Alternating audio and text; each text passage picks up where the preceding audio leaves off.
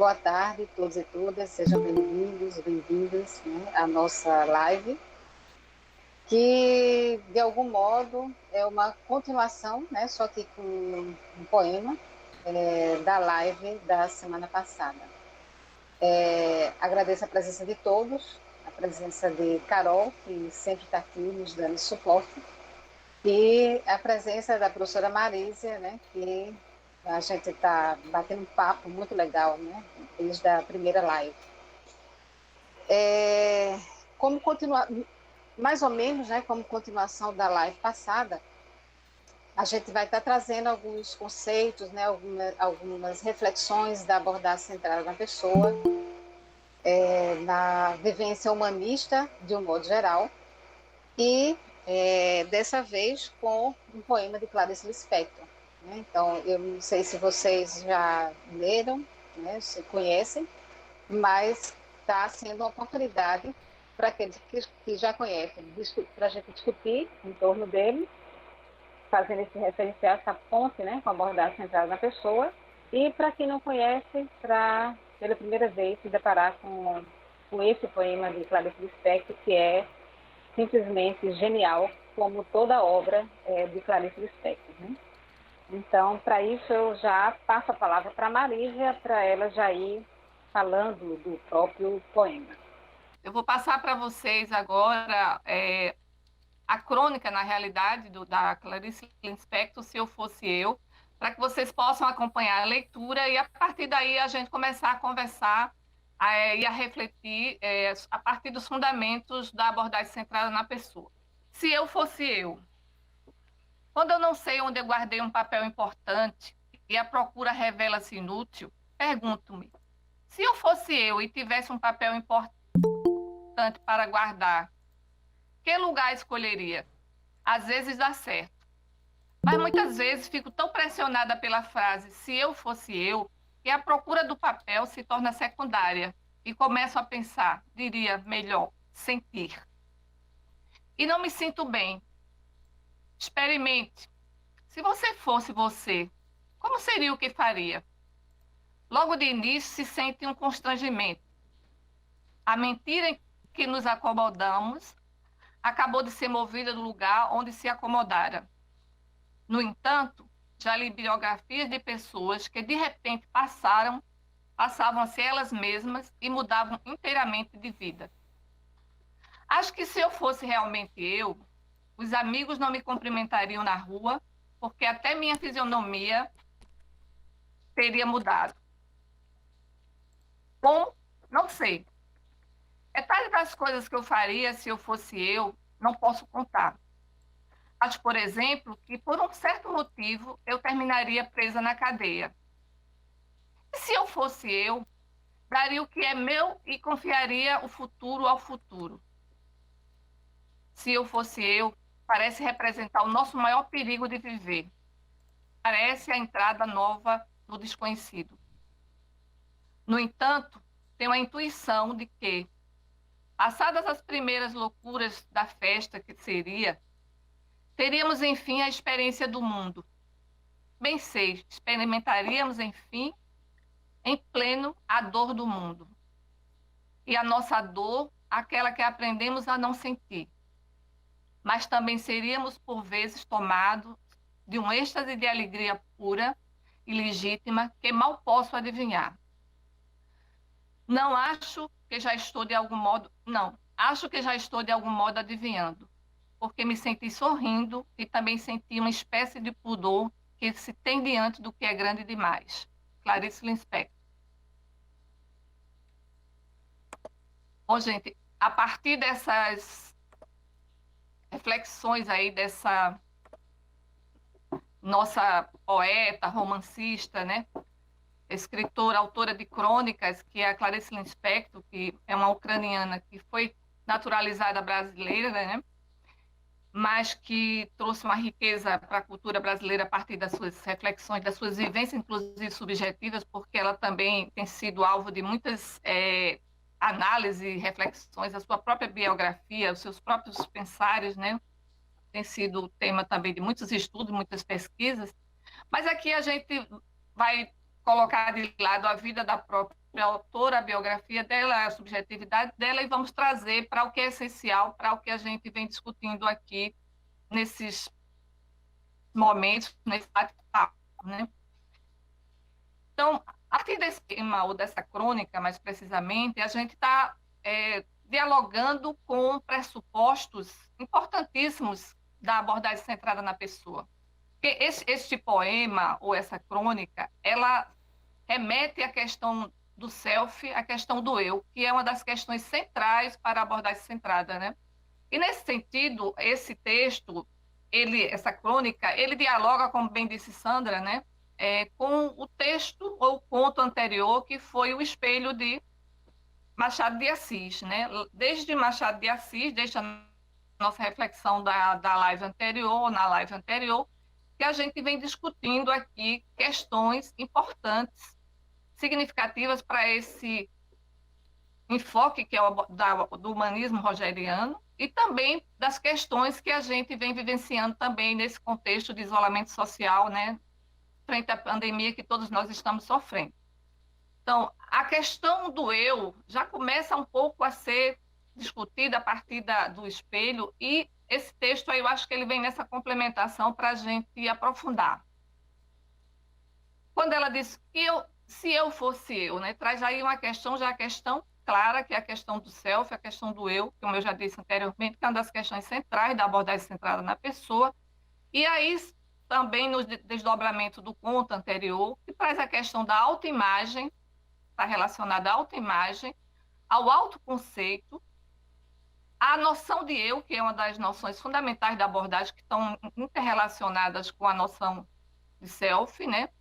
A questão do eu potencial, que também é outra dimensão importante da abordagem, que a gente vai conversar um pouco aqui, mas que, dentro desse contexto da reflexão que a própria autora traz, a protagonista aí da história, traz aí essa experiência que, ao mesmo tempo que ela é própria do ser humano, né? É uma experiência também difícil, que gera desconforto, como ela mesma coloca, né, nos primeiros momentos da própria crônica que ela escreve, né? Uma das coisas importantes para ser colocada aqui, que tem a ver com a abordagem, porque quando ela começa a pensar, ao procurar um objeto, né? E se ela fosse ela, onde é que ela colocaria aquele papel, aquele documento, aquele objeto? Ela diz que começa a pensar, mas na mesma hora ela corrige. Começo a sentir, porque aí já entra uma dimensão fundamental da abordagem, que é o da experiência, não é da reflexão, da racionalidade, mas não da lógica, mas do sentir. E aí ela fala desse desconforto, né? Um desconforto que eu acho que nesse momento, como a gente já vem conversando antes, nesse momento também de pandemia, fica muitas vezes muito mais aguçado, né? Que está aí muito presente sob a forma de angústia, de tristeza, de apatia, sob a forma de solidão, como muitos estamos conversando sobre isso também, a solidão, né? Sobre essa questão de estar consigo mesmo e com a ameaça que a gente está vivendo nesse contexto de ameaça às vidas, às nossas vidas, às vidas das pessoas que a gente ama, né? Eu diria que é um momento também muito forte, crucial, que não só esse, mas eu acho que é um momento muito forte dessa angústia, dessa convivência com a angústia do não ser, né? Estou aqui e aí? E como é que eu estou nisso aqui? Né? Então, esses desconfortos. E aí, ela traz que essa coisa do eu, ele tem assumir-se ser como você é, também assumir as consequências disso aí, né? E ela fala se eu fosse eu, talvez os amigos nem me cumprimentassem.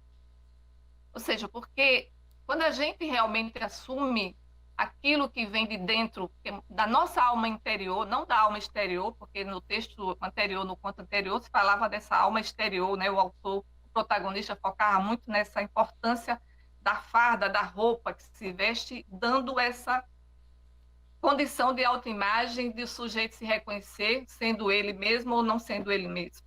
Então, essas noções, como eu já coloquei aqui, de autoimagem, autoconceito, remetem com certeza à questão do espelho. Espelho em que a gente se vê, o espelho em que a gente se reconhece ou não se reconhece. E aí, esse espelho, muitas vezes ele é montado dentro de uma estrutura ou de armações, de organizações, de arranjos, que é para a gente se manter ligado e vinculado às pessoas que nos são significativas, que ao longo do nosso desenvolvimento enquanto criança, né, e até as idades que nós estamos chegando, a gente se aprisionou, se escravizou nesse laço afetivo ao ponto de a gente não conseguir muito romper essa escravidão, esses laços que nos escravizam, e aí a gente vai enveredando e caminhando numa existência inautêntica, que é outra dimensão importante para a abordagem, né? Então, isso que nos constituímos até o momento, isso que a gente diz que tem a ver com o que nós somos, aquilo que a gente se reconhece, muitas vezes está em suas bases toda uma organização que muitas vezes reflete muito mais o que o outro colocou em nós do que aquilo que realmente é genuíno em nós. Então, perder os amigos, ou seja, isso tem um sentido muito grande do preço e das consequências que muitas vezes tem se a gente realmente assumir a nossa verdadeira face, a nossa verdadeira essência, né? Mas, ao mesmo tempo, esses desconfortos também nos levariam para lugares que, se a gente realmente se permitisse enveredar nesse desconhecido, como a própria autora diz, nos possibilitaria ter a vivência, sair da mentira que a gente tanto se acomodou para viver uma vida muito mais autêntica, muito mais genuína, e que muitas vezes também nos levaria até a experimentar coisas que, do ponto de vista das convenções sociais, muitas vezes não nos propiciaria dar um salto de expressividade se a gente realmente fosse se atrelar a elas, se ater a ela. Então, por isso, quando ela diz a mim, talvez eu fosse até presa, porque muitas vezes aquilo que dentro de uma cultura que é normótica, que é normativa, é colocada com um dever, uma obrigação, muitas vezes distancia o ser humano dessa ligação mais íntima, mais profunda com o seu self. Então, assim, é essa relação do ser humano com os seus entes queridos, seus afetos mais significativos, ou ditas chamadas pessoas critério, que estão nas bases de muita negação de si mesmo e de muita inautenticidade. Mas, ao mesmo tempo, como a própria crônica traz, se o ser humano conseguisse, ou se nós conseguirmos ultrapassar essas amarras, essas coisas que nos escravizam, essas carências, né? Esses elementos ou esses apoios, essas muletas, como eu disse também no encontro anterior, que nos sustentam e vinculados ao outro, porque a gente receia perder o amor, o significado afetivo na vida do outro, a gente também poderia e teríamos condições de experimentar a plenitude de ser o que se é e também, nesse sentido, também experimentar a dor do mundo, aquela que a gente aprendeu a não sentir, porque a gente vive dentro de uma sociedade que nos ensina a nos anestesiarmos do que está aí, inclusive das injustiças sociais, inclusive dos racismos, dos preconceitos, né, de todo tipo de violência simbólica e física, a toda a diversidade humana. A gente aprendeu a se anestesiar disso e de tantas outras dores, inclusive das nossas próprias dores. Mas, ao mesmo tempo, paradoxalmente, ou também dialeticamente, teríamos a oportunidade de experimentar a alegria, a satisfação, a plenitude também de ser. E isso nos traria muitos elementos ou muitas satisfações, muitos prazeres, né?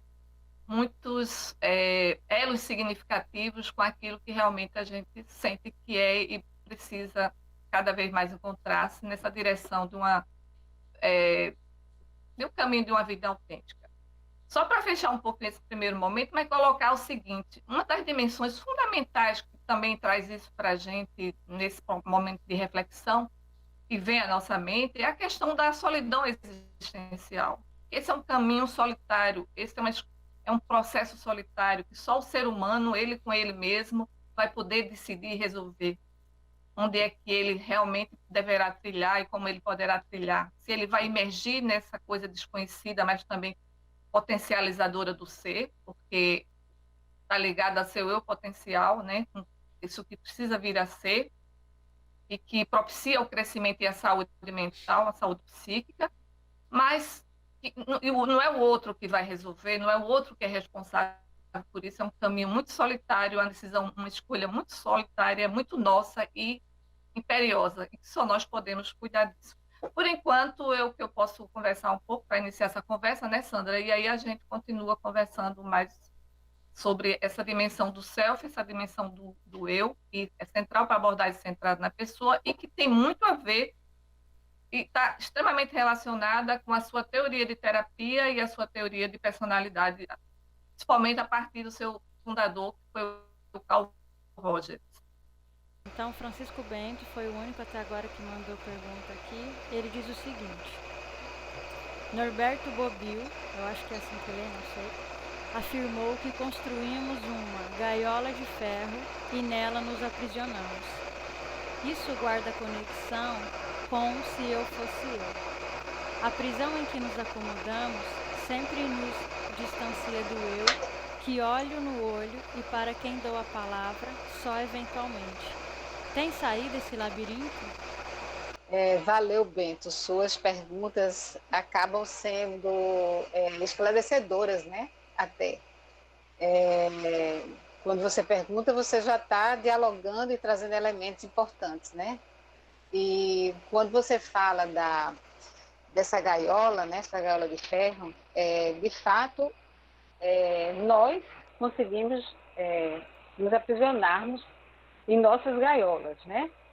Muitas vezes uma gaiola de ferro, outras vezes uma gaiola de flores. O fato e a de flores eu diria que é a mais perigosa, porque a gente, na gaiola de flores, a gente acha que está tudo muito confortável, tá florido, tá cheiroso, né? Mas são zonas de conforto que a gente vai criando, né? A dificuldade disso, obviamente que tem saída, né? Toda gaiola tem saída, né? Tanto é que para estar dentro da gaiola, tivemos que entrar por uma porta, né? Então, pela mesma porta que entramos, provavelmente vai ser a porta que a gente vai sair. Agora, primeiro, tem que ter um desejo de sair da gaiola, né? Porque de repente, se eu acho que a minha gaiola é de flores e está confortável, está numa zona de conforto, eu posso não desejar sair dessa gaiola. É uma escolha, é uma liberdade também. Mas então é primeiro desejar sair, né, dessa gaiola e segundo fazer um movimento para sair, né? Só que tudo isso é muito desesperador, né? E eu me lembro não só de Carl Rogers nesse momento, né? Mas lembro muito também de Kierkegaard, né? Do filósofo Kierkegaard, considerado até o pai do existencialismo, onde a abordagem centrada ela tem sua base, né? Existencial também. Então eu me lembro muito de Kierkegaard quando ele fala do desespero, né? Ele traz temas extremamente são temas ontológicos, são extremamente vivenciados por qualquer ser vivente, né, que tenha consciência de si ou do não conseguir ser quem é, né? Ele traz essa ideia de desespero, né? Kierkegaard vem muito com essa ideia de desespero, tanto que nós temos de querer, né, da pessoa querer ser si mesmo, e aí ela se desespera querendo ser si mesmo, mas ela também se desespera de não querer ser si mesmo, né? Ou seja, quando eu me desespero de não querer ser eu mesma, eu lanço mão e começo a trabalhar na relação com o outro a partir de culpa, né? Então, eu culpo o outro por eu não conseguir ser eu mesma, né? Eu culpo os outros, eu culpo todos os outros, eu culpo toda e qualquer coisa, né? Na vivência desse desespero de eu não querer ou não conseguir, né? Porque Kierkegaard coloca muito na perspectiva do querer, do não querer ser si mesmo. Por quê? Querer ser si mesmo significa eu arcar com as consequências de assumir-se, né? De assumir, de também vivenciar o desespero de querer ser si mesmo, né? Porque Marísia observa isso também, e quem trabalha com pessoas, e quem trabalha com processos de psicoterapia, né, de pessoas que estão querendo se encontrar, uma das grandes dificuldades, ou na maioria das vezes, é quando a pessoa chega, ela chega querendo se encontrar, né? Ela chega querendo ter as próprias experiências, ela chega querendo sair do sufoco de não mais ser quem ela é, né? E o pior de tudo isso é que ela sabe quem ela não é, mas ela não sabe quem poderia ser, né? Daí vem o desespero, né? O que me chama muita atenção de Kierkegaard nesse sentido. Vem o desespero, vem a angústia também. Por que vem a angústia, né? E aí eu de novo vou lançar a mão de Kierkegaard, porque a angústia para ele, né? Essa angústia que todos nós vivemos no nosso dia a dia, na nossa vivência, nesse momento de isolamento, é a angústia da liberdade, né? Porque nós temos a liberdade de ser quem somos, daí a gente se desespera para ser quem somos, e também a liberdade de não ser quem somos. Então a gente vai estar escolhendo um ou outro, né? E a liberdade, né, de não, ou o desespero, melhor dizendo, de não querer ser si mesmo, ele é muito, eu diria que ele está nessa gaiola que Bento falou, né, que a gente coloca nessa gaiola de ferro, se coloca dentro dessa gaiola de ferro, porque a saída vai ser sempre na culpabilização do outro, né? E como eu estou culpando o outro, eu não vou poder fazer nada, porque na minha cabeça, quem me colocou dentro da gaiola foi o outro, ou foram todos os outros, né? Ou todos os nomes, para lembrar aqui Saramago, né? Todos os nomes me colocaram dentro, eu penso que todos os nomes me colocaram dentro dessa gaiola, né? E aí eu entro em processo de desespero, né? E também o desespero de querer ser si mesmo, não conseguir, isso às vezes é muito inconsciente, a gente não consegue simbolizar, para usar um termo da abordagem centrada, a gente não consegue simbolizar, ou seja, não consegue tornar consciente a nossa própria experiência, porque estamos envolvidos numa cultura, né? Estamos envolvidos num modo de ser, estamos igual, muitas vezes igual ao modo de ser, que no caso a gente poderia até entender como a ditadura do igual, né? A já falada ou conhecida ditadura do igual. Veja, é, estar dentro ou vivenciando essa ditadura do igual significa que eu não posso experimentar, ou eu vou ser bastante criticada se eu experimentar, e eu vou dizer que criticada primeiramente por mim mesma, né? Porque aí eu dou espaço também para o outro me criticar. Eu vou ser bastante criticada por não ser igual, né? Tanto é que nós estamos vivendo igual, né? A gente tenta, por exemplo, ter que ser bastante produtivo agora na pandemia, porque todo mundo, nós estamos fazendo tudo igual a todo mundo, e todo mundo, de algum modo ou de outro, diz que está sendo bastante produtivo nessa pandemia, né? Alguém já escreveu uma crônica, alguém já conseguiu fazer academia, alguém já, dentro de casa, tudo isso. Alguém já está fazendo regime, então eu tenho que ser igual.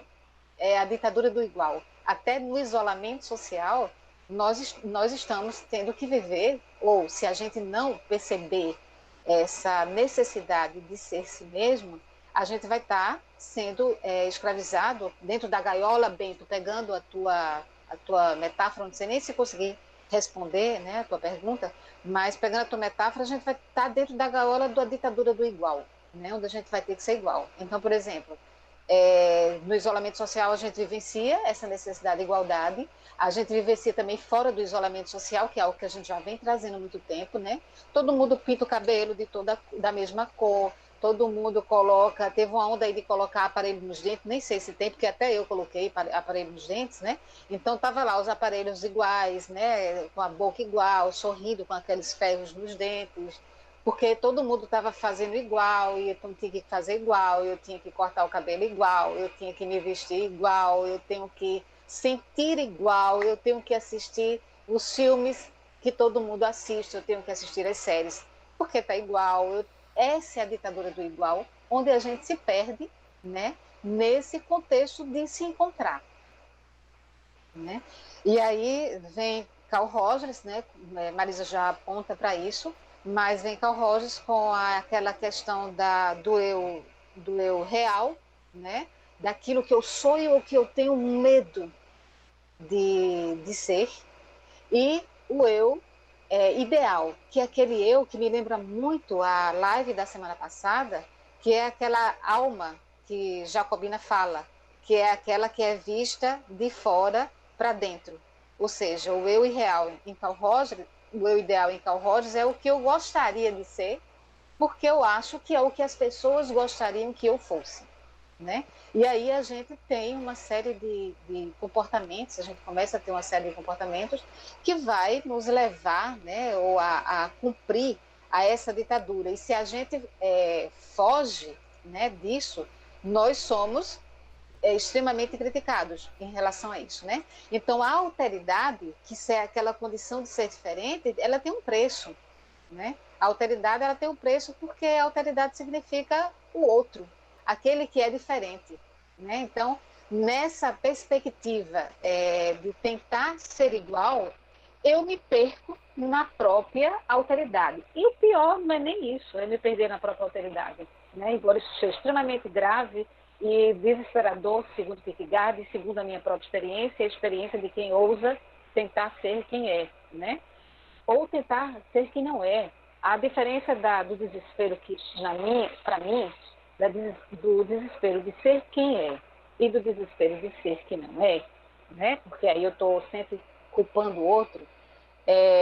O que eu acho que flui de extremamente proveitoso nisso é que no desespero de ser quem sou, eu vou ter a dificuldade, né, desse processo de ser aquilo que eu sou a partir da minha própria experiência, daquilo que eu desejo em determinado momento, se é que eu conheço o meu desejo, porque se eu estou preso na gaiola lá, Bento, muito obrigada por essa gaiola de hoje. Essa gaiola, ela veio calhar bem. Se eu estou preso lá naquela gaiola, eu não vou conseguir usufruir, né, o prazer de sentir, porque no conto Clarice Lispector ela começa a pensar, né? Ela diz assim: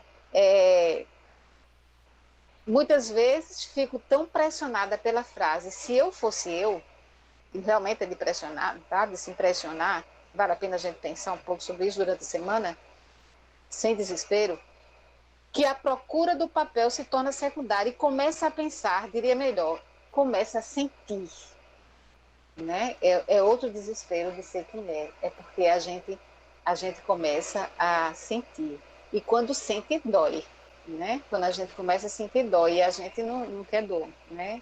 É igual a Jacobina não queria sentir dor, ele queria ver seu alferes, ele não queria ver o que fere quando ele orar no espelho, né? Eu acho que está chegando aqui no meu tempo e deve ter mais algum outro questionamento aí, né, Marisa, para dar prosseguimento. A Nayara Souza, ela perguntou assim: será que o primeiro drama não seria saber que estamos dentro dessa gaiola? A questão da Nayara com a do Bento, elas, né, dialogam, e eu acho que ela traz uma questão extremamente importante para a gente pensar em que condições eu posso pensar e me descobrir numa gaiola, né? Eu acho que isso aí já é um grande avanço quando eu consigo ter esse discernimento, este insight que eu estou numa gaiola, porque dentro da sociedade que a gente vive, da forma que ela é constituída, né, estruturada, essa questão do comum, do fazer igual, do ser igual, do viver o cotidiano, imaginando sermos o que nós somos, não leva, muitas vezes, a essa condição de eu me perceber numa gaiola, né? A cultura que a gente que foi educada, as bases culturais em que nós fomos educados, na maioria das vezes, não dão condição para que a gente possa se aperceber numa gaiola. Então, a gente vai vivendo no automático, vai vivendo como se fosse aquilo mesmo, e vai se conformando e se acomodando nessa mentira, como diz a própria autora, né?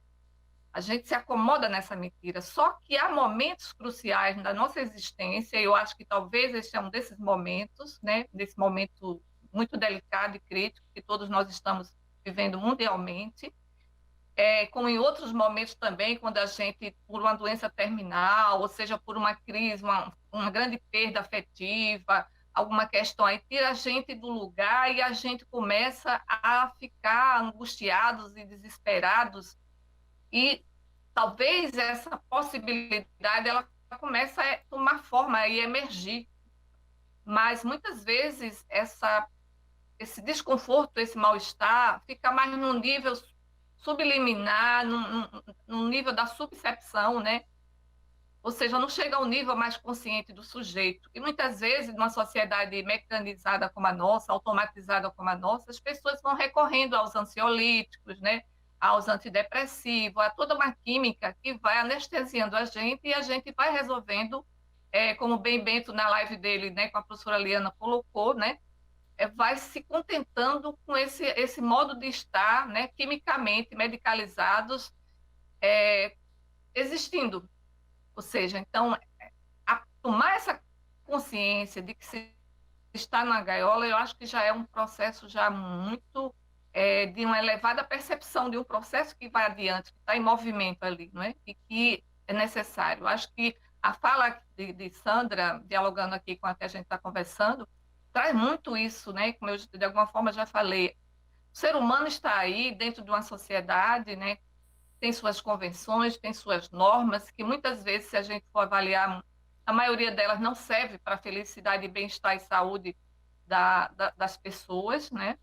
A gente vai se constituindo, se construindo a partir disso aí, a partir das relações primárias ou primeiras, né, com os nossos afetos mais significativos, as pessoas critérios, essas pessoas representando esses valores, né, de pessoa, de coisa do que é bom, do que é valioso, do que é valoroso, do que é importante, e a gente vai se constituindo a partir dessas relações e criando essa autoimagem e também o autoconceito. Eu queria distinguir aqui a autoimagem como a ideia que a gente tem sobre nós mesmos, que era a ideia lá do Jacobina, né, com aquela farda, que ele se imaginava, tinha uma ideia dele como algo importante, porque ele era um alferes, né, e ele era a farda, aquele título dele, lhe dava essa ideia de ser algo importante. E o autoconceito é essa dimensão que leva o sujeito a poder se descrever tal como ele é. Mas quando a gente entra nesse nível dessa descrição sobre nós, essa descrição sobre nós, esses atributos, muitas vezes, são atributos que vieram de fora, que nos foi colocado, como foi no caso de Jacobina, e que não tem nada a ver com aquilo que a nossa totalidade, o nosso organismo, usando uma dimensão, né, uma noção da abordagem centrada do humanismo rogeriano, traz, né? Não traduz essa experiência organísmica. Então, o self ideal, o self real, muitas vezes está muito pautado e aprisionado, né, nessas gaiolas da cultura, dos valores culturais que são reproduzidos na família, né, nas relações com os afetos, com as carências afetivas, a necessidade de consideração positiva incondicional, que todos nós seres humanos temos isso como uma condição, uma dimensão também característica, uma necessidade inata, né, nossa, e que a gente vai se escravizando sem se aperceber. Então, a gente vai acreditando realmente que a gente é aquela pessoa, que a gente é o que é, e a gente consegue se acomodar nisso. Mas esses momentos aí de desconforto, de ameaça, de crise mundial, crise pessoal, a gente começa a ser movido e mexido nessas bases, né, tão bem seguras que a gente se ancorou, se apoiou durante tantos anos, às vezes décadas, né, e que são momentos também de muitas possibilidades. Mas é que, como Sandra mesmo lembrou, se remetendo ao Kierkegaard, isso é uma questão da escolha. Isso envolve o desespero humano, porque o desespero humano tem a ver com essa solidão existencial, tipo assim, sou eu mesma que posso responder sobre o que eu posso ser e quem eu sou. Embora eu use esse jogo, né, como usando Sartre, né, de culpabilizar o outro, usando a má-fé para culpabilizar o outro, responsabilizar o outro, mas fui eu que escolhi. Então, é desesperador tomar consciência dessa escolha que nós temos que fazer, não tem como evitar, né? Então, a gente pode se se esconder nesses mecanismos de culpabilização do outro, da cultura, seja esse outro quem for, a igreja, ou as igrejas, a família, a sociedade, mas a gente não vai poder se enganar totalmente, porque no fundo, a gente sabe, mesmo que seja por uma intuição, que essa responsabilidade ela é intransferível, ela é do próprio ser humano. E infelizmente, um caminho muito individual e não dá para ter garantias. Então, isso desespera, isso angustia o ser humano, né? Diante dessa situação de escolher, de ter a liberdade para escolher, inclusive, a não ser, e assumir as consequências disso, é muito gerador de ansiedade, de angústia, né? Mas também, ao mesmo tempo, ele é mobilizado para sair do lugar a partir desses movimentos também que geram desconforto. Então, assim, dentro de uma sociedade como a nossa, algumas pessoas, várias pessoas, eu diria milhares de pessoas, têm conseguido um pouco furar esse cerco em momentos cruciais de suas vidas, né, onde elas adoecem mesmo, elas entram exatamente na questão mesmo da incongruência ou de uma crise psicológica, uma crise emocional, onde elas vão ter que recorrer muitas vezes a um processo de autoconhecimento, e aí a questão da psicoterapia ou da análise vai levando o próprio sujeito a descobrir dimensões, a entrar em contato com dimensões negadas e deformadas ao longo de sua vida por uma necessidade, uma carência de manter o outro ou os outros, esses outros sejam a família, seja qualquer pessoa que a gente tenha um vínculo, e a sociedade de alguma forma como aqueles que nos garantem o amor e que estão conosco, que vão estar conosco pelo resto das nossas vidas. Só que se não se descobre isso, seja por um processo de autoconhecimento, outras buscas que não necessariamente psicoterapêuticas, mas que levam a esse autoconhecimento, o ser humano vai caminhar nesse momento, nessa trajetória, nesse processo de desconforto, de angústia, de adoecimento, sem muitas vezes a perceber que vive aprisionado a uma gaiola e que na base de todo esse sofrimento está realmente o aprisionamento nessas gaiolas. Eu acho que essa metáfora foi muito bem-vinda, Bento. Eu acho que a gente precisa, né, reconhecer que estamos, pelo menos enquanto maioria, enquanto buscadores de si mesmo, ainda presos a muitas gaiolas, e às vezes até menores, umas maiores, mas de alguma forma a gente precisa tomar consciência disso. Mas eu respondo a Nayara, eu acho que para ter essa consciência, essa percepção que se está na gaiola, preciso que um fator ou um gatilho, um fator desencadeador, determinante aí, uma crise, possa gerar essa aproximação com essa percepção e consciência de que realmente estamos numa gaiola. E a partir daí se fazer a escolha, o que é que eu faço disso, o que é que eu vou fazer com isso. E aí muitas vezes o caminho é a busca psicoterapêutica, né? A busca de autoconhecimento, que vai favorecer o ser humano a entrar uma conexão mais profunda com ele mesmo e caminhar dentro de uma vida, de uma existência autêntica, mais autêntica, né? Que vai envolver plenitude, e plenitude também, que é outra dimensão da abordagem, não significa, eu acho que é bom que fique claro, a plenitude como é associado e sinônimo de felicidade, de bem-estar permanente. Pelo contrário, a plenitude envolve, muitas vezes, entrar em contato com dores muito profundas e desconfortos muito profundos, mas que vão precisar ser vivenciados na sua integralidade, onde o ser humano, cabeça, corpo e coração estão integrados naquela vivência, que muitas vezes são desconfortáveis, mas também envolve também um funcionamento existencial que dá leveza, que dá bem-estar e saúde mental e física para aqueles que realmente possam ousar, né, enveredar por esse caminho tão perigoso, mas ao mesmo tempo extremamente gratificante se a gente se permitir. Não sei, Sandra, o que é que você gostaria de complementar? Teria alguma coisa? Faltam aí uns 12 minutinhos só para a gente terminar, mas eu vou fazer essa leitura. A Aretusa Moreira escreveu: para mim, surge desse, se eu fosse eu, a angústia do ser quem se é. Sou ameaçador abraçar a própria autenticidade, aquilo que sugere a singularidade, força o ser a ouvir a própria voz, é um estar só consigo. Porque nos ameaçamos a perspectiva de nos ver únicos? Um texto perfeito para o isolamento. Valeu. Maria Lilian coloca: aproveita a pergunta de Nayara para perguntar se temos apenas uma gaiola na qual estão todas as questões do nosso eu, ou se estamos indo de uma gaiola para outra,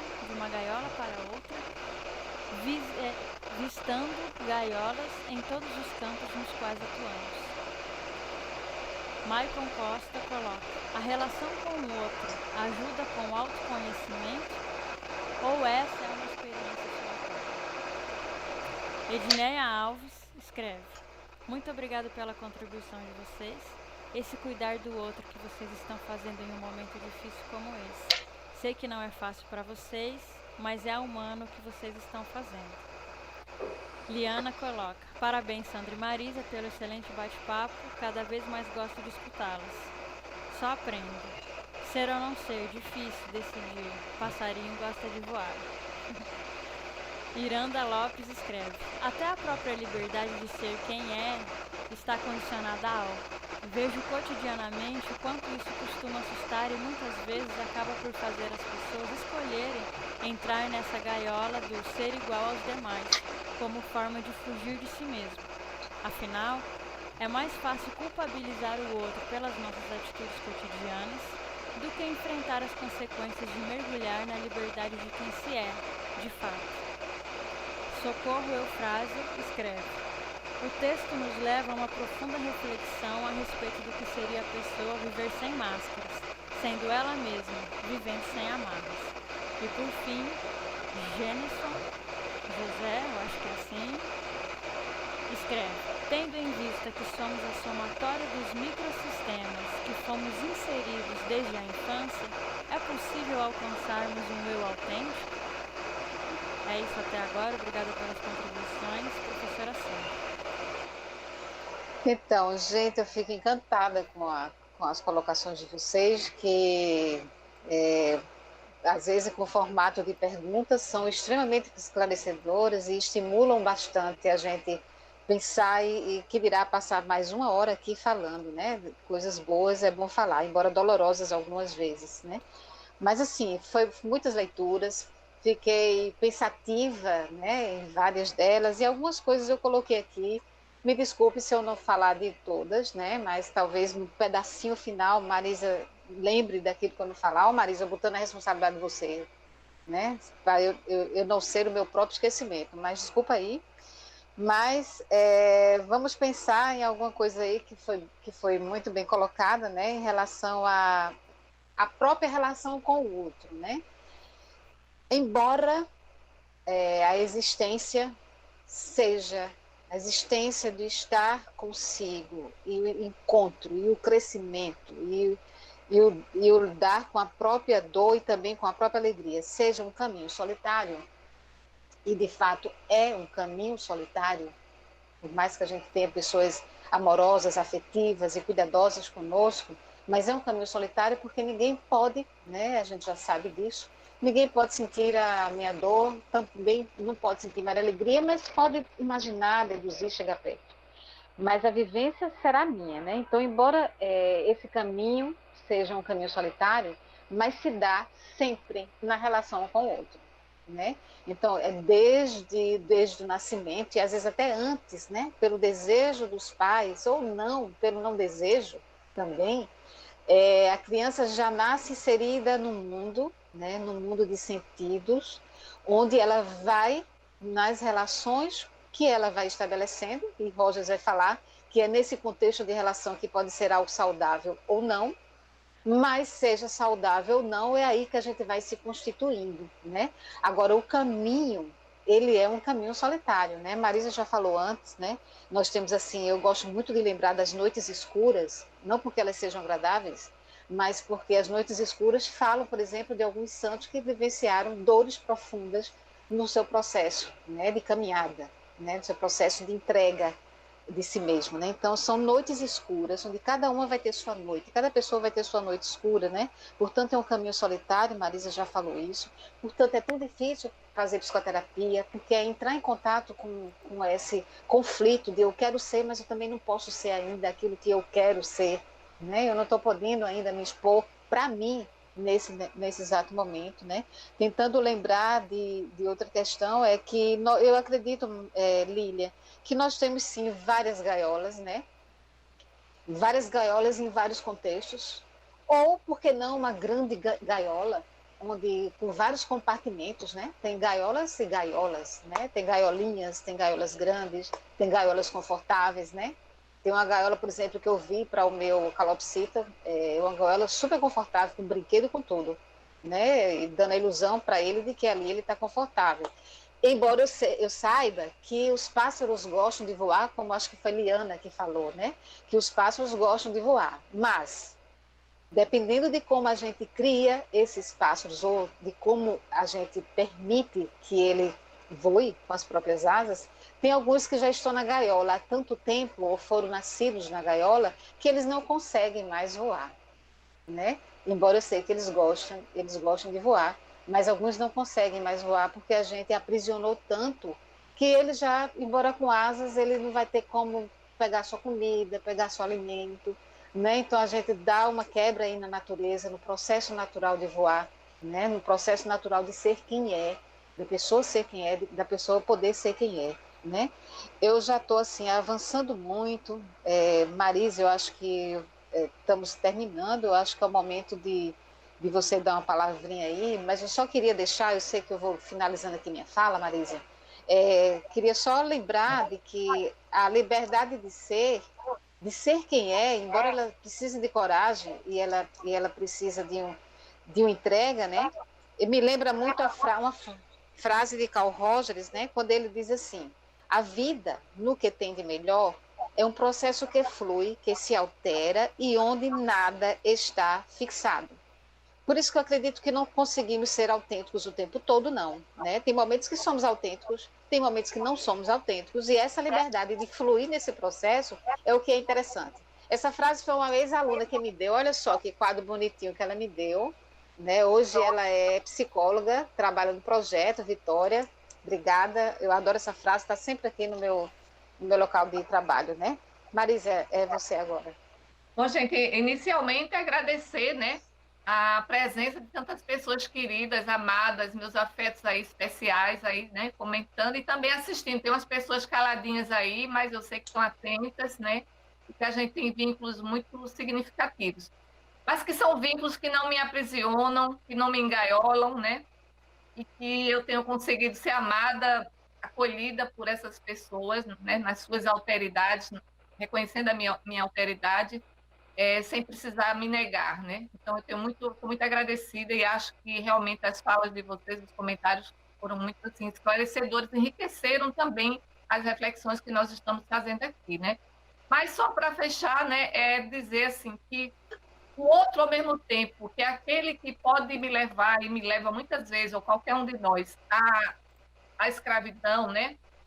O vínculo afetivo que a gente tem com ele, a necessidade de ser aceito, também a partir desse mesmo outro, e que eu possa me perder também enquanto identidade, é a partir desse outro, não necessariamente essas mesmas pessoas, mas o outro enquanto o não eu, aquele que é o tu para mim, né? E eu também tenho condição de me resgatar enquanto um self autêntico, enquanto uma existência mais autêntica, né?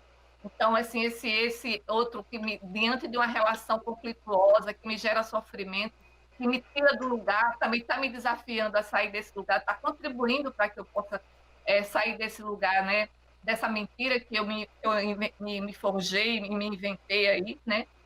Com os outros, mas também a partir desse outro que pode ser um facilitador terapêutico, um terapeuta, um educador, qualquer esse outro que esteja nesse processo comigo de me favorecer. Embora, como eu já disse antes, Sandra, também, esse caminho, essa imersão é muito minha, é particular. O outro pode entrar aí como facilitador, criar as condições para que eu entre nesse processo de imersão, né?